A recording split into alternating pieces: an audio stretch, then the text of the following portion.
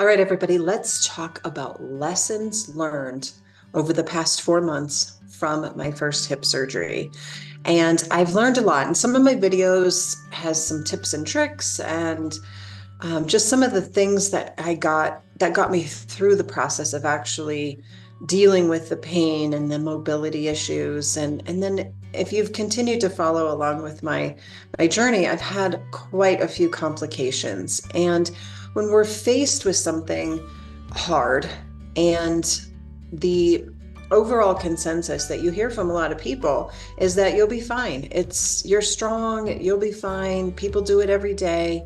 But then when the reality is, regardless of how strong you are, this is a major deal, and not everybody has a smooth recovery. So some of the things that I entered into this hip surgery is I have for years been data-driven exercise girl. I track my steps, I track my workouts, I make sure that my macros are in check, that my intake of calories is in check with what I'm doing to work out every day. I've worn an Apple Watch for years tracking all of this data. And so one thing that I have learned in this process is those numbers are not a reflection of your goodness or your worthiness or even your healing. They're great to have, but now that I have not worn an Apple Watch for 4 months and I don't care how many steps I take each day, that I'm listening more to my body. What does my body want to do? Not look at my watch and say, okay, I've got to get 2 more miles in because I need that 5,000 mark to get me to a certain number. I'm no longer driven by an outcome related to data for my physical body. I'm more in tune with how do I feel. And that's been a huge lesson for me, especially if you have known me for a long time. I have that addictive quality to pushing myself and pushing myself and pushing myself. And so to be free of that has been pretty amazing. There's a lot of freedom that comes in that particular lesson. Another lesson that I learned is it's okay to receive. Receiving help from other people is not a reflection of your vulnerability or your lack of strength. It's okay to receive. And I recently heard one of the most beautiful analogies about how we think about we got to fill our cup, fill our cup, fill our cup. And I'm a person that is always pouring my cup. I pour and pour and pour. And it's very hard for me to receive, or it was very hard for me to receive things from people, compliments, tangible things, help with things. I've always just been, I got it, I'm good. And this analogy was given to me recently when I was doing a hospice event. And we think about, we fill our cup on vacation, we fill our cup on a weekend, we fill our cup doing, coffee with a girlfriend or going out to dinner, and those things fill our cup.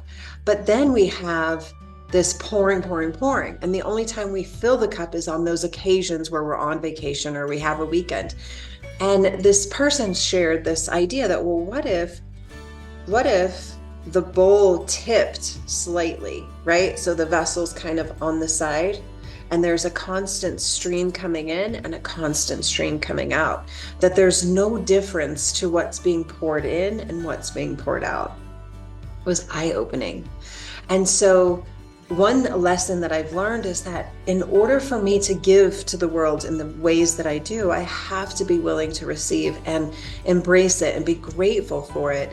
And so while initially it's very hard for me to ask somebody to do simple things that I'm so capable of doing on a normal day, and having somebody come in and do that for me has been really challenging. But the lesson is I'm still valuable, I'm still good, I'm still whole, I'm still worthy, that it's okay. So that was a big one for me. And then at the beginning of the year, I've chosen a word for the last 25, 26 years. And this year I chose the word equanimity, which means to remain steady despite whatever shows up. So I went into surgery, the first surgery, incredibly ready, steady, calm, grounded, ready to roll. Within a month, infection shows up. Lots of pain. I need to redo the entire surgery, steady and calm. Where I've wavered a little bit in my equanimity is the continual cycle of things going wrong.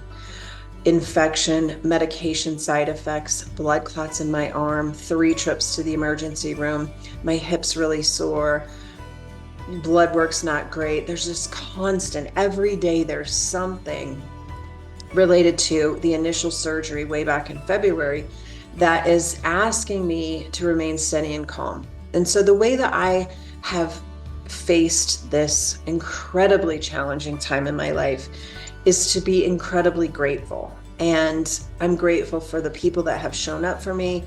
I'm grateful for the doctors, for the opportunity to learn more about my body and the workings of it and how to treat it and address it. And that's what grounds me.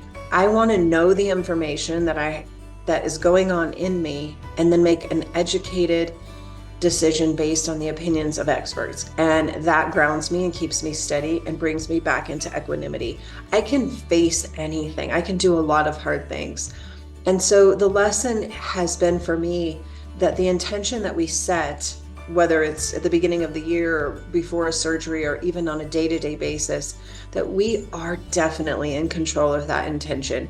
We are in control of how we respond or react to certain things. And previous video I talked about responding or reacting. Responding with action to solve the problem, to be in grace, or reaction and fall apart and flip out. I don't want to flip out. I'm not a flip out person. So I learned a lot through this, and it's not over. It's not over by any means. I'm still dealing with infection. There's always that potential that the infection in my body will have a few lingering cells that link onto the hardware. And even in a normal hip replacement, what I've learned, there is a potential for infection up to 5 years sometimes. And so learning to not have fear and not let fear consume me, but taking proactive steps every day to stay grounded, to stay in a place of responding and to be grateful.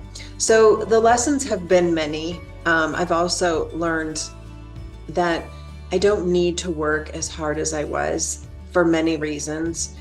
I can be more balanced in joy, and I can do things that bring me joy every single day and still work. I don't have to just choose one or the other. And my intention going forward is, as I return back to work, that the days that I'm not teaching adaptive yoga in front of people, I'm going to be pouring joy into me, and I'm going to be doing things that I've learned over the last 4 months really feed my soul. So if you're going through this, reflect on the lessons that you're learning about yourself, about the people around you that are caring for you, about your perspective on life as a whole. The humbling aspects to something hard like this is powerful. If we choose it, if we refuse to see that there's gifts in it and there's opportunities to grow, then we'll stay in the same unhappy, miserable, bitter place. I don't want to do that. I want to take this experience and hopefully educate people. It's hard. It's not always easy. And to have incredible compassion for yourself and for others.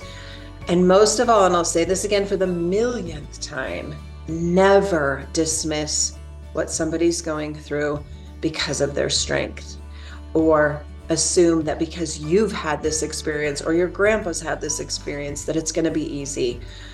My biggest gift that I have really taken from this is that the individuality of each person's experience needs to be heard, needs to be seen, and it needs to be validated. So don't know that I'll be popping on again. I've got a long road ahead of me with infectious disease, and my blood clots are slowly resolving, but it's not over. And I'm learning, maybe the lesson will be in the big picture, is that my life is very different, and that is okay. Sometimes we need different. So that's it for today, and I hope you've enjoyed this series. It's been really good for me and healing for me to share and to get amazing comments and feel a sense of community. I've loved that, like hearing from people all over the world that we're not alone in this. And I hope you continue to follow me and subscribe. I've got a great new podcast coming with lots of wisdom, including some hip replacement stuff. So have a beautiful day, and make the best of it. Find some joy today and look for those lessons because they're everywhere.